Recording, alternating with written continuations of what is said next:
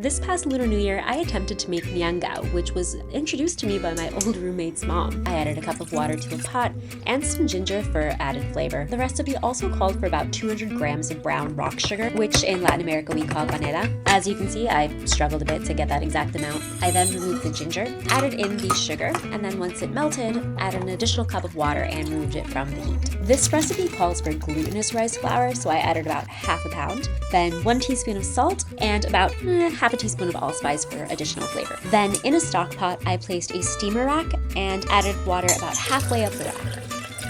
I then grabbed my sugar water and started incorporating it into my dry mix. As you can see, I struggled using one hand for each and eventually gave up. Not gonna lie, mixing it, especially in the beginning, was not the easiest. It's definitely a wrist workout, but eventually I got it to the consistency of condensed milk, which is what I was looking for. Then in an 8-inch springform pan, I put the batter through a sieve to make sure there were no lumps, and then tapped it a couple of times to get rid of any air bubbles. I wrapped the cake with foil to prevent condensation from getting inside, popped the lid on, and let it cook for about an hour. Ow! Hot, hot! Please be brown. Please be brown.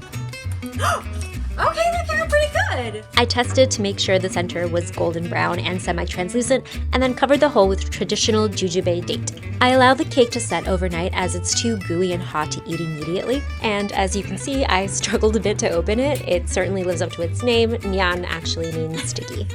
To finish it off, I seared it on both sides, something I learned from my roommate. It just adds an extra layer of crispiness on top.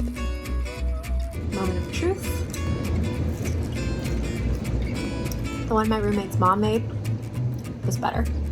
Not bad for a first try.